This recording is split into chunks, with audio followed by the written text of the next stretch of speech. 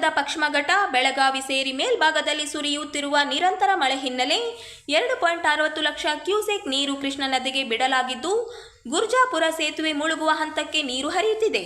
ಹೌದು, ರಾಯಚೂರು ತಾಲೂಕಿನಲ್ಲಿ ಉಕ್ಕಿ ಹರಿಯುತ್ತಿರುವ ಕೃಷ್ಣಾ ನದಿ ನೀರಿನಿಂದ ಗುರ್ಜಾಪುರ ಬ್ರಿಡ್ಜ್ ಕಮ್ ಬ್ಯಾರೇಜ್ನಲ್ಲಿ ಸೇತುವೆಯ ರಂಧ್ರಗಳಿಂದ ಚಿಲುಮೆಯಂತೆ ಹೊಕ್ಕುತ್ತಿರುವ ನೀರು. ಸದ್ಯ ಬಸವಸಾಗರ ಜಲಾಶಯದಿಂದ ಕೃಷ್ಣಾ ನದಿಗೆ 2.60 ಲಕ್ಷ ಕ್ಯೂಸೆಕ್ ಹೊರಹರಿಯುವ ಇದ್ದು, ಒಂದು ವೇಳೆ ಹೆಚ್ಚಿನ ನೀರು ಬಂದರೆ ಗ್ರಾಮಗಳಿಗೆ ನೀರು ನುಗ್ಗುವ ಆತಂಕ ಎದುರಾಗಿದೆ. ಗುರ್ಜಾಪುರ, ಕಾಡ್ಲೂರು, ಅರಶಣಗಿ ಸೇರಿದಂತೆ ಹಲವು ಗ್ರಾಮಗಳಿಗೆ ಪ್ರವಾಹ ಆತಂಕ ಎದುರಾಗಿದ್ದು, ಜಿಲ್ಲಾ ಆಡಳಿತ ಹೈ ಅಲರ್ಟ್ ಘೋಷಿಸಿ ಗ್ರಾಮಾಂತರ ನದಿ ಪಾತ್ರದ ಜಾನುವಾರುಗಳು ನದಿಗೆ ಇಳಿಯದಂತೆ ಎಚ್ಚರಿಕೆ ನೀಡಿದೆ.